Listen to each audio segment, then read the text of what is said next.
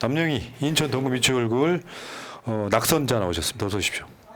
안녕하세요. 남영희입니다. 생각보다 밝은데 아니 아이고. 이게 이제 본인은 뭐 속이 아니어서 웃고 있을 수는 없겠지만 그렇다고 뭐 방송에 나오면서 또 안 웃을 수도 없고 근데 내가 한 말이 맞을 거예요. 뭐냐면 대부분 당선됐을 때 낙선을 하면 본인 스스로가 죄진 것 같잖아요. 지지자들한테 되게 죄송하고. 네. 근데 뭐 그 이야기만 들으려고 오늘 자리에 모신 건 아니니까. 자, 남영희 위원장, 남영희 후보 총선 결과 한번 보겠습니다.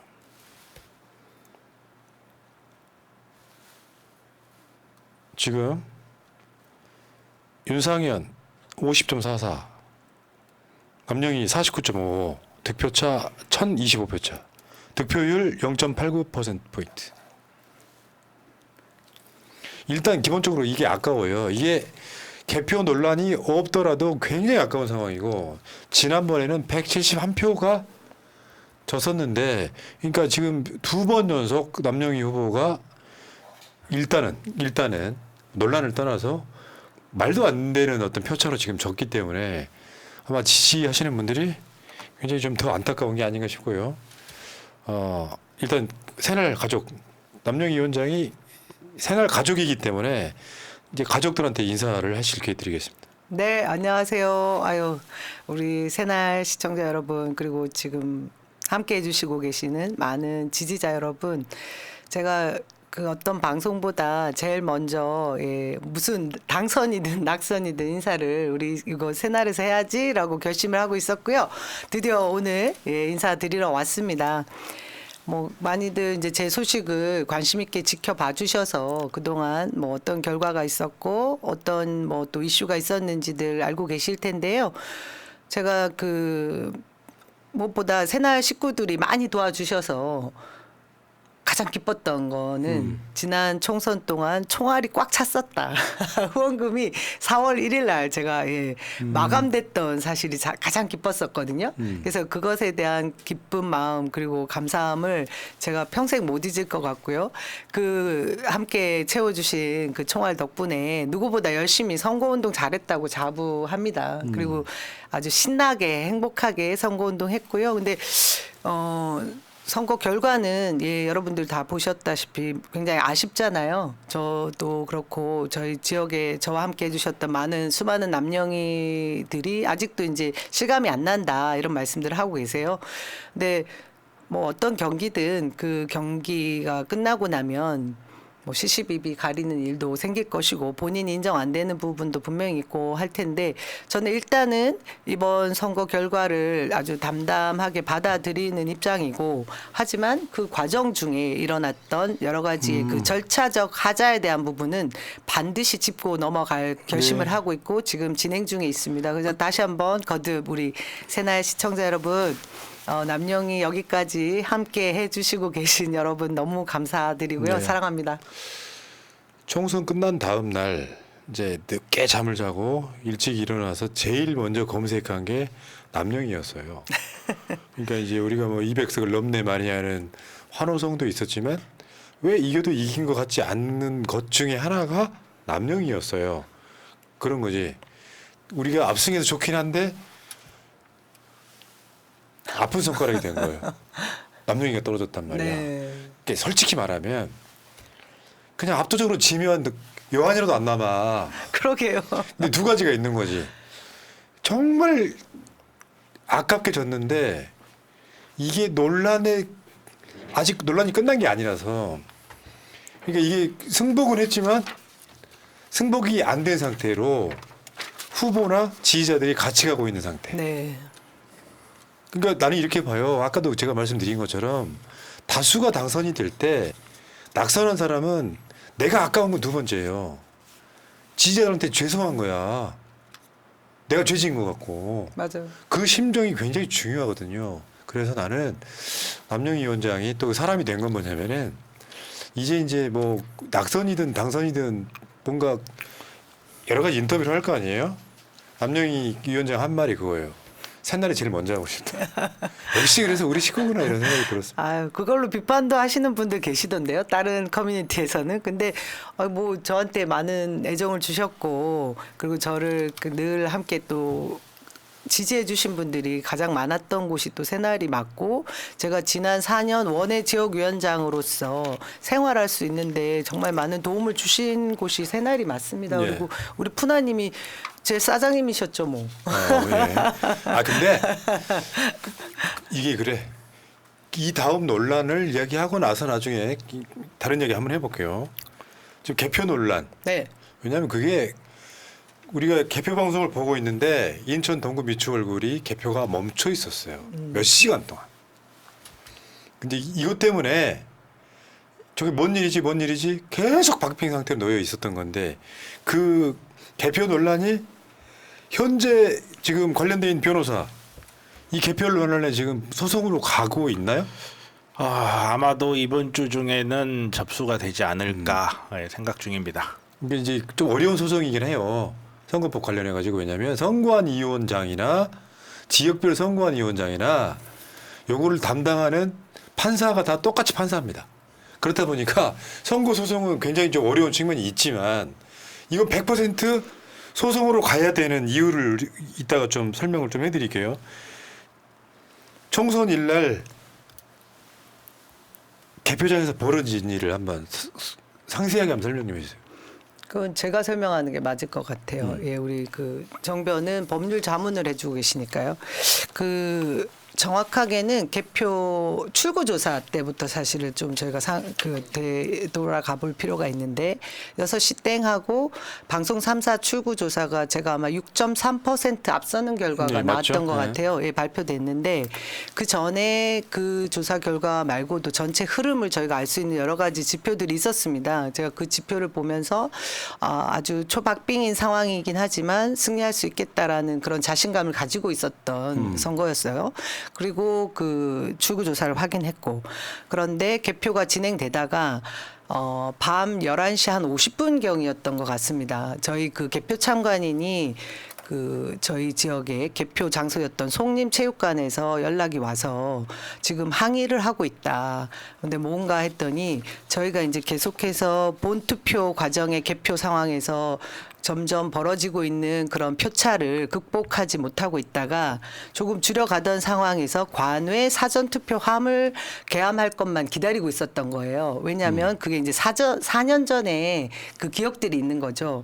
저희가 4년 전에는 출구조사가 4% 정도 지는 걸로 나왔다가 사전투표함을 개봉하면서 그것을 다 상쇄시켜서 결국 171표 차로 낙선을 했는데 그런 기억들이 있던 저희 개표 참관인들이 이 추세면 당연히 관내 사전투표함 7개를 열게 되면 우리가 최소 1000표 이상을 이기겠구나 하는 마음의 준비를 하고 있었나 봐요. 그래서 누구보다 관내 사전투표함의 개표 절차를 기다리고 있던 그 개표 참관인들이 갑자기 개표를 하는데 4번 함부터 열더라는 거죠. 그러니까 1, 2, 3번 함을 여는 걸 아무도 못 본 거예요. 근데 이 선거 관리를 하는 그 절차에 정해진 법령에 의하면 이 개표 상황들을 개표 상황표라고 하는 것으로 공표를 하든지 아니면 선관위원장이 방송으로 이 개표 상황 집계들을 방송을 하든지 두 가지 절차를 꼭 이행을 해야 된다라고 정해져 있습니다. 근데 우리 개표 참관인들이 관내 사전투표함을 어디에서도 여는 걸 제대로 못 볼 정도의 상황이었던 것은 벽면에 그 공표돼야 됐던 개표 상황표가 제대로 공표되지 않았었고요. 아니면 선관위원장의 방송이 있었냐면 그것도 없었던 거죠. 그래서 기다리고 있다가 4번, 5번, 6번, 7번을 열는 것을 확인하면서 아니 1, 2, 3번 어디 간 거냐라고 항의를 하고 중단 요청을 했던 겁니다. 그 이후로 지금까지 저희가 그 당시에 1, 2, 3번 관내 사전투표함이 어디에서 개봉이 됐고 누가 개표를 했는지에 대한 것을 알아보기 위해서 CCTV를 증거로 확보하고자 지금 신청해 둔 상태인데 아직 연락을 못한 거고요. 그것만 확보되고 저희가 확인을 하게 되면 이후에 절차들에 좀 더 신속성을 기하게 될 것 같습니다. 그러니까 간단히 설명하면요. 1번, 2번, 3번 투표함을 아무도 못 본 상태에서 개함을 했다. 그 자체가 불법이죠. 그 자체가 불법이죠. 원래 공직선거법 조항 177조였던가 178조 178 거기에 아, 개함을 하기 위해서는 반드시 선거 참관인들의 그 참관 하에서 개함을 하게끔 돼 있어요. 그 법에 그냥 정해진 거예요. 그리고 만약에 그것을 지키지 않으면 형사처벌인데 그게 10년 이하의 징역이에요. 그 정도 중범죄거든요. 그걸 지키지 않으면. 근데 그게 안 이루어진 거예요. 그것도 3개가 개표함 3개가. 근데 그 개표함 3개를 뭐 그 투표함 이송한다는 기사분이 올라온 글도 하나 있었잖아요. 네, 그렇죠. 1, 3번을 못 봤다는 얘기도 있고. 그러니까 이게 어떻게 증명이 돼야 될지 모르겠는데 그 이번에 선거 때 그러니까 출구조사가 제일 많이 틀린 가장 선거였어요. 크게 틀린 선거 지금 구조 화면에 하나였죠. 보시면 예. 여기 이제 남영위원장도 있지만 18개 중에 국민의힘이 당선된 출구조사가 틀렸던 게 16개가 나오는 상황이었거든요.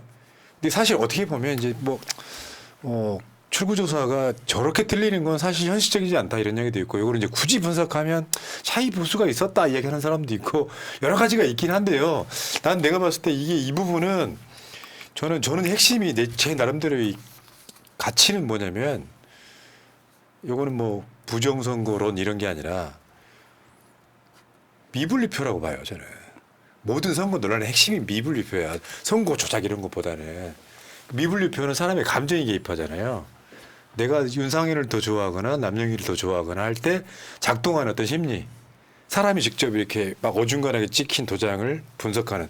그 나화병에 이야기하더라도 일단 투표함 3개를 개함을 하는데 아무도 본 사람이 없다.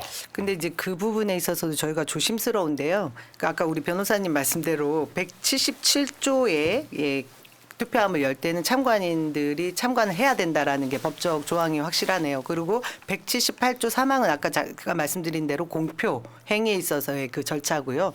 근데 지금 저희는 이제 우리 쪽 민주당에서 추천한 6명의 개표 참관인들은 그 누구도 1, 2, 3번 관내 사전 투표함을 개봉하는 걸 못 봤다라고 주장을 하고 그리고 이의 제기를 할 당시에 국민의힘 쪽에서 추천되어 온 참관인들도 못 봤다고 했다가 문제가 이제 좀 심해지고 시간이 길어지니까 또 말을 바꾸는 상황이 있었는데 이 부분은 분명히 저희가 CCTV 등 여러 가지 상황들로 확인을 해봐야 되는 것이 선관위 측에서는 꼭 민주당 참관인이 참관을 하지 않아도 되는 조항이다.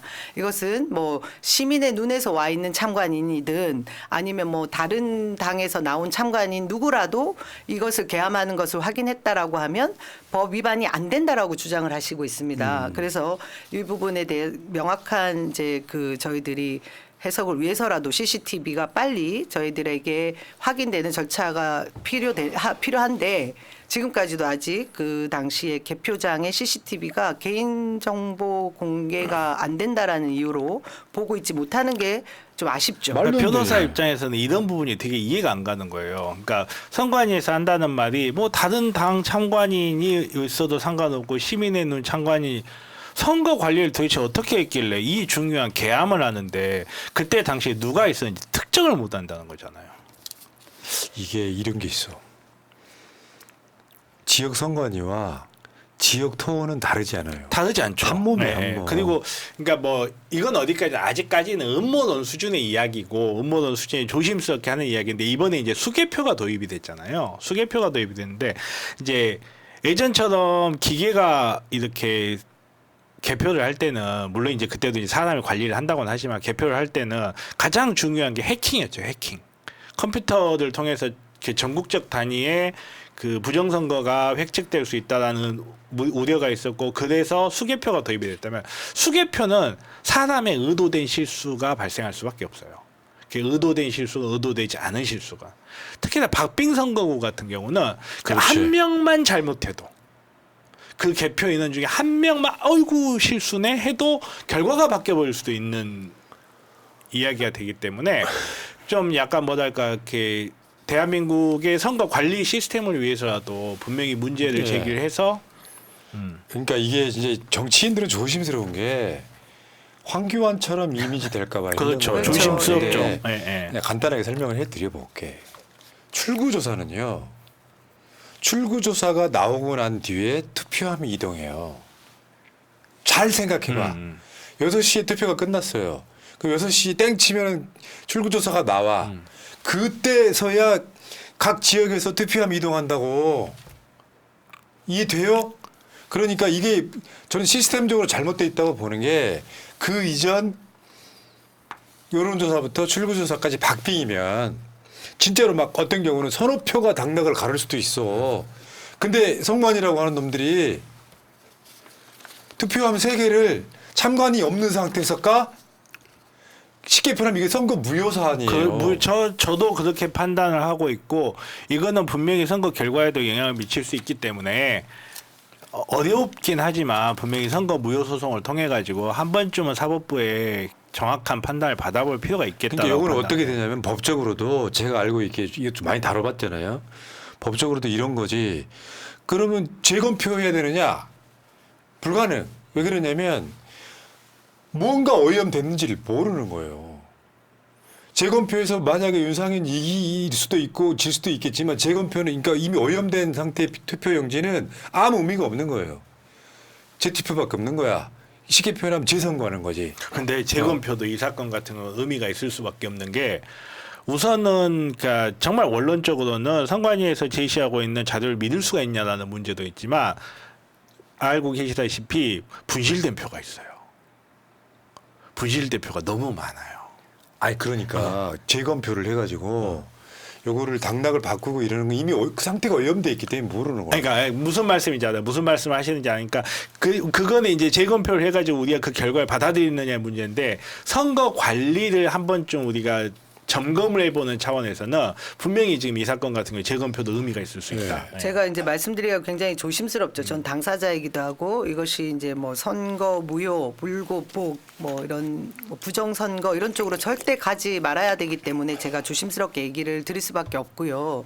중요한 것은 이 절차상의 이 하자, 선거 관리를 하고 있는 선관위에서의 절차상 하자가 명백하게 드러났고 실제로 선거 사무를 주관했던 사무장이 시인을 한 부분이 있습니다.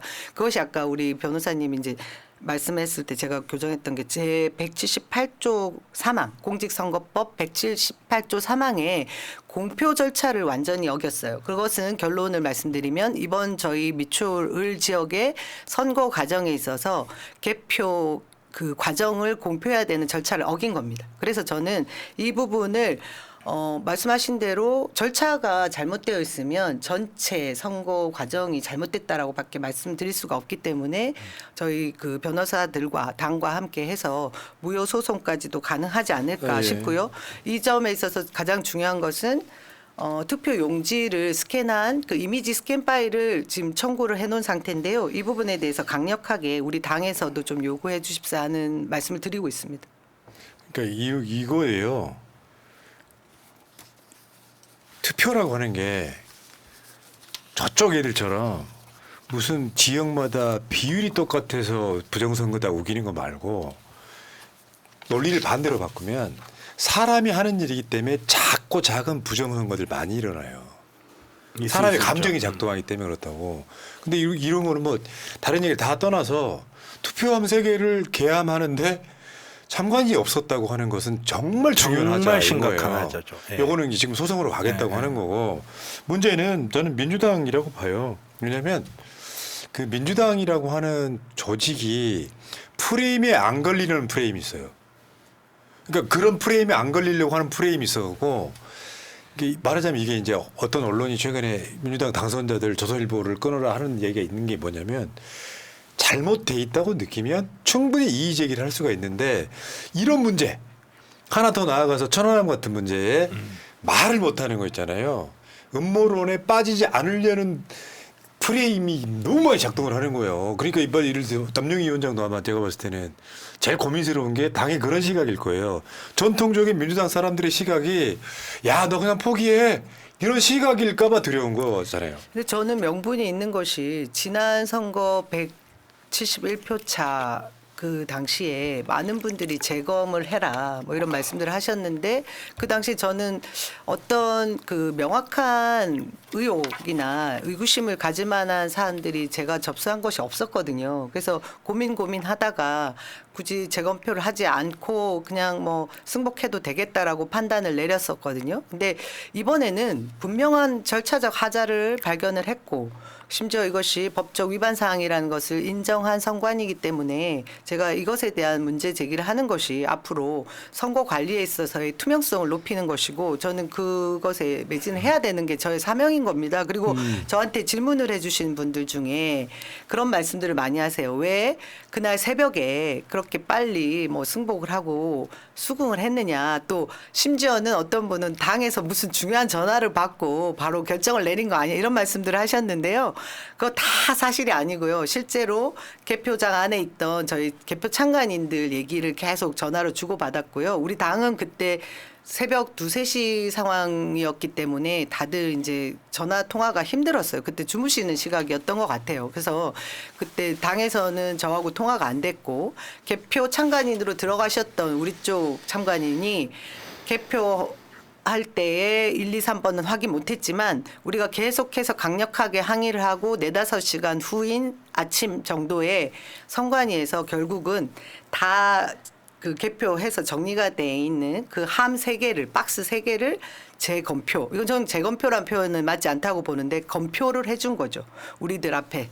그걸 용인해 준 절차만 받아낸 것으로 일단 여기서 그러면 일단락 짓자라고 결심을 했고 그렇지 않으면 거기는 모두가 그 선거를 종료할 수가 없는 상황이었습니다. 이후에 절차를 반드시 문제 제기하고 이의 제기할 수 있는 기간이 한 달이 있거든요. 제가 그래서 그 시간 때문에 그 당시를 정리한 건데 그리고 많은 분들이 그 당시에 왜 재검표할 의향이 없느냐 이런 말씀들도 하셨고요. 거기에 저는 신중하게 접근하겠다라고 분명히 말씀드렸었습니다. 그럼 앞으로 남은 절차가 선거 무효 소송인가요? 그러니까 결국은 이제 여기에 대해서 이제 선거 무효 소송만 남아 있다고 봐야죠. 왜냐하면 법적으로 판단받을 수 있는 절차가 그것밖에 없어요. 일반적으로 저희가 할 수 있는 절차가 그것밖에 없고 그리고 이제 형사적 조치가 있을 수 있죠. 형사적 조치가 있을 수 있는데 기본적으로 이제 증거 확보를 위해서 형사 조치가 거의 필수적인 부분이 있어서 거기에 대해서 뭐 조치를 취했고 그리고 이제 이게 선거 무효 소송이 선거가 끝나고 한 달 이내에 제기해야 돼요. 한 달 이내에 제기를 해야 돼서 일단 소송은 제기를 하고 증거를 확보해 나가는 방식으로 갈 수밖에 없는 좀 맞아요. 그런 부분이. CCTV를 본다거나 이것도. 근데 CCTV도 사실 제대로 공개를 안 하고 있고 뭐 이런 부분이 있어요. 그러니까 법률 기술적인 부분이야 제가 알아서 할 일이긴 한데 아무튼 좀 이게 너무 이상한 게 많아요. 예를 들어서 그 구 섞어버린 거. 아, 예. 예. 그러니까 그것도 선거법 위반인데요. 선거법 위반이거든요. 저희가 그것도. 이렇게 선거 갑 지역이 있고 을 지역이 있잖아요. 이건 별도의 선거구거든요. 그런데 이 행정사무라고 하는 것은 누구나 더 편리하고 간편하게 일을 진행하는 것이 유능한 것입니다. 근데 분명히 그 개함을 하기 위한 그 테이블 그리고 분류기가 다 이렇게 구획이 나눠져 있었어요. 근데 이쪽에 우리 을지구의 동에 해당하는 곳에 갑 지역 것을 애초에 갖다가 개함을 하고 붓고 분류를 하고 뭐 이랬던 행위들도 있고요. 그리고 투표소가 이번에 혼란을 너무 많이 줄 수 있는 투표소를 개설을 한 건지 이유는 모르겠습니다만 우리 지역에 투표소를 제대로 찾지 못해서 돌아간 발길들이 정말 많았고 뭐 이런 여러 가지 정황들도 함께 저희가 이 부분에 대해서 조사해달라고 입증 책임은 선거 관리를 했던 선관위에 있는 거라고 생각을 하거든요. 그런 절차의 문제를 저희가 따져 물을 생각입니다. 그러니까 법의 절차가 법에 정해져 있다는 거는 그냥 단지 효율성의 문제가 아니에요. 법에 정해져 있는 건. 그러니까 법이 있고 이 법에 대해서 시행령, 뭐 부령 거기에다 규칙 뭐 이렇게 있는데 뭐 시행령이나 부령 규칙 같은 경우는 공무원들의 편리하다고 할 수도 있는데 법에 구를 반드시 나눠야 된다라고 한 거라든지 개함을 할 때 반드시 선거 개표 아니 투표 참관인이 있어야 된다고 하는 거 이거는 법에 정해져 있다는 건 이걸 안 지키면 선거라는 엄정성이 깨진다는 의미거든요. 근데 예를 들어서 이 갑과 을을 섞어버린 거 일반적으로 생각했을 때는 그게 뭔 상관이야 나눌 때 분류하면 되지 하는데 사람이 수만 장을 분류하는데 안에 남영이가 섞여 있다 했을 때 위아래 1, 2번 보고 넘겨버릴 가능성이 굉장히 크거든요. 그러니까 표가 섞여버린다는 문제는 그냥 개표하면서 분류하면 된다의 문제가 아니에요. 그거는 표가 섞여버리면 국민의 민의가 엉뚱하게 작용해버릴 수도 있는 문제거든요. 그러니까 그거는 당연한 거고 우리는 수년 동안 주장을 해왔어요. 투표소에서 개표하자. 그렇죠. 거기서 개표했으면 이런 문제가 거기 없지. 해가지고 많으면 한 2, 3천 표 되는 거 빨리 분류해가지고 또 전산 입력만 하면 끝나는 건데 계속 이지랄 하고 있단 말이에요. 무슨 투표함을 이동을 하는 과정에 1, 2, 3번 투표함을 반대 안 반대 하고 있어요. 이거 빨리 바꿔내야 되는 거 맞고요. 그 이번에 그 자료들 중에 있어요. 홍성 예산도 약간 비슷한 문제가 있었잖아요. 예. 근데 보면 1번, 2번 막 분류를 해내잖아요. 근데 버젓이 미분류표에 1번 정확히 찍힌 게 보여 사진으로 나오는 것도 있어요. 네. 그러니까 그래서 이제 수검표를 한다고 하는 건 이제 1번만 딱 묶어가지고 그거 아니에요. 그냥 드르륵 해보는 거잖아요. 그렇죠. 다른 표가 들어가 있나. 그러니까 의심하고 안 하고를 떠나가지고 대한민국이 디지털 강국이라는 걸 자랑하기 위해서 도입했던 이 소지 이제 투표지 분류기 옛날에 말하면 전자개표기가 지금 대한민국 사회에 좀 어떻게 보면 악으로 작용하는 측면이 분명히 있고 반드시 확인해야 돼요. 그리고 다른 걸 떠나서 선거 무효 소송이라는 건 그런 거예요. 여러분들 지금도 뭐 재검표 이야기를 하고 계시는데 재검표는 법적 요건이 성립이 안 돼요. 무슨 말이냐면 이 상황에서 투표수 수가 오염됐다고 생각하는 못 믿는 상황인데 이걸 재검표를 하면 법적으로 말이 안 된다고요. 그러니까 이거를 일단은 선거 무효 소송으로 가서 선거가 무효가 되면 요거를 재선거하는 걸로 가는 거지 무조건 재검표 해봐라고 하시는 분들이 뭐 이야기하시는 건 이게 법리적으로 말이 안 된다고 그게. 예를 들자면 지난 22년 지방선거 때 안산 재종길 시장이 181표 차였더라고요. 거기서는 이제 무효 소송이 아니라 재검표를 선관위가 알아서 해준 경우가 있는데 그렇죠. 표를 네. 재확인을 했는데 한 표 차밖에 되지 않았다고 합니다. 엄청 틀려. 네. 원래. 이런 경우를 보면 그냥 여러분들이 쉽게 얘기하는 재검표는 어떻게 보면 뭐 본질을 그렇게 확인하기에 수월한 방법은 아닐 수도 있다고 생각을 하기 때문에 그 부분 접근은 좀 더 저희가 예. 생각해 보겠습니다. 알겠습니다. 이 이야기는 여기까지만 해요. 네네네. 왜냐면은 또 길어지면은 사람들 머릿속에 들어있는 이미지를 어떻게 바꾸기 힘들어요. 그리고 저는 무엇보다 여러분들이 저보다 더 속상해하시고 마음 아파하시면서 그거 하나 당차게 못 싸우면 뭐하러 정치하느냐 이 말씀이 정말 가슴이 아팠고요. 또 무엇보다 남영희 개인의 문제가 아니다. 이것은 남영희를 지지해준 그리고 민주당을 지지해준 우리 국민들의 그 땀이 들어있고 염원이 들어있는 내용이니 정말 제대로 한번 밝혀봐라 뭐 이런 말씀들을 하셨어요. 그래서 제가 선거관리위원회의 시스템에 문제가 있다라고 하면 이번 기회에 제 그 사례들을 그 기반으로 해서 여러분들께 확실히 바꿀 수 있는 개선할 수 있는 그런 일까지 한번 해볼까 합니다. 예. 자, 이거는 이제 뭐 법적으로 과정 중에 있으니까 그냥 여러분 좀 더 지켜보시고요. 다만 이거를 또 음모론 몰고 와서 아니고 사람이 하는 일이기 때문에 뭔가 불완전한 것들은 있게 마련인데 이건 좀 너무했다. 박빙의 선거에서 그런 짓을 한다는 것 자체가 법적으로 그걸 인정만 받으면 저는 이 선거는 무효가 되는 거라고 보고요. 낙선하고 나서 이재명 대표를 원외 지역위원장들을 이재명 대표가 만났어요. 네. 오늘 기사가 나왔더라고. 그러니까 당선자를 먼저 만난 게 아니라 이재명 대표는 낙선자를 먼저 만났다. 네. 그러니까 저번에 왜 선거 끝나고 출구조사 나왔을 때 왜 안 웃었냐 했더니 그 이야기더만요. 떨어진 사람들 생각이 나서라고. 저는 그 당시 제 선거에 집중하느라 당내 중앙당에서 어떤 풍경들이 있었는지 잘 몰랐잖아요.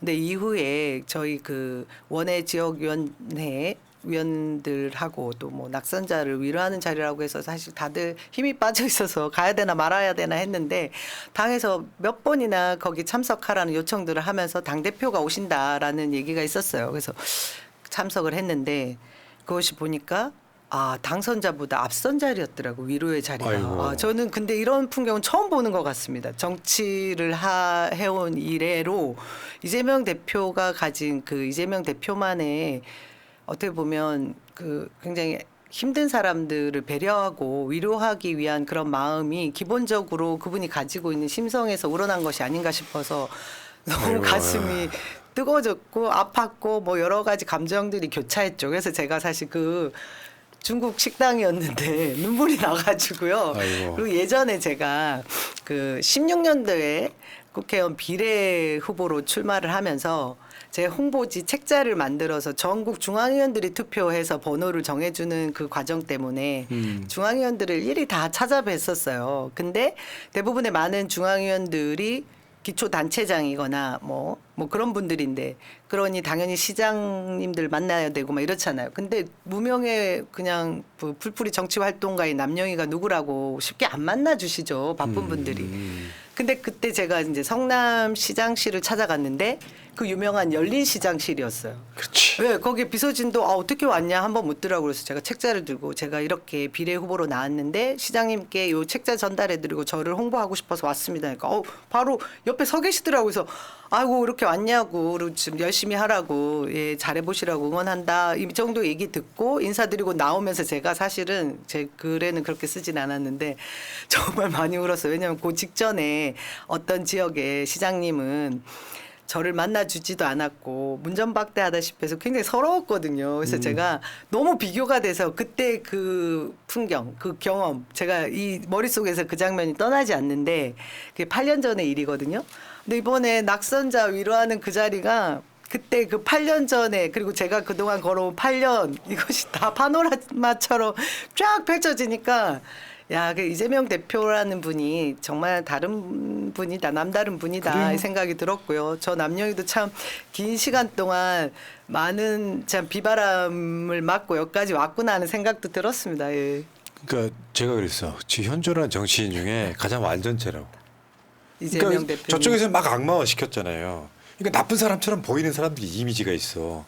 근데 이상하네. 그 이재명의 민주당이 또 압승을 했네. 그럼 그구들 입장에서 황당할 거 아니야. 지들이 보기에는 윤석열은 흠결이 없는 사람이고 김건희 여사는 완벽하고 저쪽에 범죄자들인데 또 뭐 만나네 마네 이런 소리 하고 있고 그러니까 그게 안 된다니까. 뇌를 갖고 사세요 여러분. 자 어쨌건 이재명 대표가 낙선자들을 먼저 만났다는 이야기인데 개인적으로 지금 총선 한번 복귀 한번 해봅시다. 왜냐하면 이재명 대표도 인천 동구 미추홀 걸로 겁나게 여러 번 가서 3번. 무조건 이기려고 막 가가지고 그게 이제 초박빙 지역이기도 했고요. 그렇죠. 상징적인 곳이기도 했습니다. 저희 지역에는 여러분들 아시지만 뭐 수도권에서는 아주 드물게 국민의힘의 다선 의원이 있던 지역이고 지난번 또 제가 최소 득표자 낙선했던 지역이기도 하니 또 당에서 가지고 있는 데이터들이 있잖아요. 조금만 이제 도와주면 잘 될 곳이다라고 판단을 했던 거라고 저는 생각을 합니다. 근데 그 대파 총선이라는 생각들 하시잖아요. 아무도 저한테 그런 얘기를 안 하시는데 저 대파가 일파만파하게 된 단초를 제공한 게 저 윤석열 진짜? 대통령 아니면 저 아니었나 싶은데요. 그 3월 18일 날 대통령이 하나로 마트를 가요. 그 대파 한 단을 들고 내가 시장을 자주 가봐서 아는데 대파 한 단이 875원이면 합리적 가격이야 뭐 이런 말씀을 해요. 그러고 나서 그 다음날 언론에서 그 이야기가 좀 이슈화되고 저는 그걸 보면서 야 이거 정말 심각하다 했는데 그 다음 날인 20일 날 이재명 대표가 우리 동네인 토지금고 시장을 방문하게 되어 있었어요. 그래서 제가 오시면 이 대파 관련 이야기를 꼭 해야지라고 하면서도 이걸 어떻게 이슈화하지 했는데 그리고 너무 복작복작하고 막 이게 막 정신이 없잖아요. 잊고 있었어요. 근데 저희 지지자 분이신지 우리 시민분 중에 한 분이 대파 한 달을 제 손에 꽉 쥐어주신 거예요. 그래서 제가 이걸 받자마자 얘기를 했죠. 여러분 이 대파 한 단이 875원이 맞습니까? 하니까 밑에 있는 분이 5,000원에 샀다고 5,000원에 샀다고. 그러더니 이제 대표님도 이거 말이 안 되는 거다. 물가 관리를 도대체 할 줄 모른다. 이런 말씀도 했고 그 뒤로 챌린지가 대파 한 단 우리 동네는 얼마야 얼마야 뭐 맞아 이런 맞아 맞아. 일이 저게 일어났죠. 시작점이었어. 예. 맞아요. 대파 예, 맞아요. 물건이 등장하기 시작한. 예, 그랬어요. 아 근데 너무 제가 지금은 웃지만 말이 안 되는 상황 아닙니까? 그렇죠. 예, 벌거벗은 임금님이란 생각을 저희에게 늘 안겨준 대통령이 저 대파로 인해서 어떻게 보면 확신이 들게 한 사건이었죠. 그 좀 다른 맥락의 이야기인데 선거를 2번 낙선했어요. 네. 나 속으로 그랬어. 남영희 위원장은 어떤 선택을 할까 그런 생각. 오히려 처음에 내가 알고 있기에 첫 번째 171표 낙선했을 때 정치 그만하려고 그랬잖아요. 네, 처음에 그거 하나. 근데 결국은 다시 시작했어. 이제 보통 사람들이 남영희 위원장은 이렇게 되면은 선거 안 할, 그러니까 더 이상 정치 그만둘 것 같다 하지만 나는 반대로 보거든요. 3세판이란 말도 있잖아. 아니 구수도 하는데. 아유 참. 이게 그런 것 같아요. 아니 저한테는 왜 이런 일이 있는지 모르겠지만 누가 봐도 굉장히 아쉬운 낙선 뭐 이런 얘기들을 해주시잖아요. 그래서 또다시 일어서게 해주시는 뭔가가 있는 것 같은데 저는 무엇보다 지난번 낙선 이후에도 남편이 제일 먼저 무슨 소리냐. 남영희를 잘 모르는 우리 미추홀 주민들이 이만큼의 표를 준 거는 한 번 더 하라는 기회를 주신 거다. 해봐야 된다라고 해서 저 사실 깜짝 놀랐었거든요. 저희가 별로 가진 것도 없고 굉장히 총선을 임한다라는 게 쉬운 일이 아님에도 불구하고 남편의 그 지원, 지지 저 깜짝 놀랐었죠. 그리고 이번에 낙선하고 나서는 저희 엄마가 올해 89이세요. 근데 엄마가 바로 저보고 이제 그만해라 뭐 자꾸 선거 나가러 막 됐다 막 이러셨어요. 근데 바로 이제 그 다음 날 여러 가지 상황들을 보시고서는 내 죽기 전에 남영희 배지 다는 거 한번 보고 죽어야 되겠다 이러시고 친척들도 너무 많이 맞아요. 응원해 주셨다 그러고 가족들도 그 특히나 저희 아들 딸이 이번에 정말 열심히 해줬는데 가족 회의를 저 몰래 했나 봐요. 엄마를 더 도와주자. 우리가 부족했던 게 아닌가 뭐 이런 얘기를 했다고 해서 제가 그렇지. 이런 지지와 성원 속에 어떻게 또 이것을 내려놓을 수도 없는 거고요. 그리고 무엇보다 저보다 더 가슴 아파하는 많은 지지자들이 저에게 감정이입을 정말 많이 해주시더라고요. 근데 지금도 저는 굳건히 또 제 할 일, 원래 제 역할로 돌아갈 수 있는데 그분들이 아직도 저를 보며 울고 계시더라고요. 제가 멈출 수 없습니다. 계속 하겠습니다, 여러분. 예. 아, 그러니까 이런 거요. 뭐 그게 부정선거였든 뭐든 진 건 진 거야. 그렇죠. 나중에 그 부정선거 부분은 법적 소송으로 가리면 되는데 진 후보들이 씩씩하게 일어나가지고 한번 더 해볼래. 다음에 꼭 이길 거야. 할 때 우리가 힐링을 받는 거예요. 그렇죠. 그러니까 계속해서 총선 이기긴 이겼는데 남영희의 결정을 못 듣고 보니까 우리 왜 오랜만에 며칠 만에 만나면 평상시대에 안녕하고 마는데 안아주게 돼 사람이 심리적으로. 근데 이 이야기 들으려고 그러는 거예요. 나중에 어떻게 바뀔지 몰라. 근데 나는 여기서 진 게 아니야. 나는 끝까지 한번 싸워서 이겨볼래. 그게 소송이든 다음 선거든 간에. 맞아요. 이 이야기 듣고 싶은 거예요. 내가 졌다고 할 때 지는 거지. 내가 계속 도전하면 절대 진 거 아닙니다. 대통령 보궐선거 할 때 같이 할 수 있게 열심히 해보겠습니다. 아주 뭐 힘 빠지지 않았고요. 여러분들이 주신 이 과분한 사랑 누가 이렇게 사랑을 받겠어요. 응원도 받고 전 매일매일 행복하고 감사합니다. 소송과 별개로 또 새날 자리 하나 만들어줄게. 소송은 소송이고 소송은 소송이고. 아이씨 진짜. 아이. 사장님 나빠요. 그러니까. 아니, 자리를 만들어준다 대답보다. 그러니까 앞으로 그렇게 할 거라는 거죠. 일단은 그건 그거대로 가고 소송대로 가고. 왜냐하면 그것도 소송은 한번 별거고. 밝혀가야 되는 그거는 게 그런 소송을 통해 가지고 선거제도를 바꾸는 기회가 돼야 돼. 그 소송은 사실 공직선거법 관련해서 우리나라 변호사 중에 전문가가 없어요. 공직선거법이 얼마나 개판이냐면 선관위원장 하던 사람이 자기 선거하다가 공직선거법 위반으로 벌금 내는 게 우리나라 공직선거법이거든. 그러다 보니까 저도 이제 지금은 이야기할 수 있는데 이번 이제 총선 하면서 되게 여러분들 이제 자문도 해주고 도와드리고 이런 걸 했는데 제가 그때마다 꼭 하는 말이 있어요. 저도 잘 모르는데요. 같이 공부하면서 하시죠. 이렇게 이럴 정도로. 근데 특히나 이 선거 무효 소송 같은 거 우리나라에 인용이 된 판례가 없어요. 그 정도도 되게 어렵긴 한데. 새 지평을 열어. 예, 열심히 해가지고 대통령 보궐선거 때 같이 한꺼번에 처리할 수 있게. 아 진짜. 이게 선거 무효 소송 한 번이죠. 단심 아니에요, 원래? 단심으로 알고 있습니다. 네. 자, 알겠고요. 자, 어찌됐건 두 가지 여러분들 들으셨어요. 남영이 아직 끝나지 않았다. 도전은 아직 끝나지 않았다. 요거고. 자, 그러면 앞으로 뭐 할래요? 뭐 하고 싶어요? 제가 지금 다시 원위치 했습니다. 저는 현재 민주당 인천 동구 미추홀 지역 위원장이고요. 그리고 또 과분하게 우리 원외 위원장 간담회 자리에서 우리 또 김현정 여러분들이 또 사랑하시는 평택의 당선됐지. 김현정 위원장이 또 당선자 신분이 돼서 지역 원외 더원협이라고 저희가 하죠. 위원회 지역위원장 협의회 회장이었던 그 직분을 저에게 또 바톤 터치. 원래 이제 회장 된 사람이 당선되는 구조예요, 항상. 박수현 회장님이 이어서 이제 우리 또 김현정 위원장이 또 당선됐고 그 바톤을 제가 받았으니 그 역할도 충실히 할 텐데요. 지금 21대 임기가 지금 얼마 안 남았는데 정개특위에서 계속해서 계류되고 있던 지역당 부활의 부분도 좀 더 신경 써달라고 제가 목소리를 높일 생각이고요. 지역에서는 제가 또 여러분 우리 지역민들과 약속했던 많은 약속들을 원외에 있지만 그래도 할 수 있는 역할은 최선을 다하려고 합니다. 네. 남영희 위원장이 여러분들 그 지난 4년 동안 웬만한 국회의원들 몇 사람 못 했어요. 여러분들 기억하세요? 유명한 유행어 남영희가 옳았다부터 시작해서. 그러니까 여러분들이 사실은 그렇잖아요. 남영희가 현역 의원인 거나 아닌 거랑은 우리도 기분 문제지 크게 다를 게 없어. 사실 알고 보면.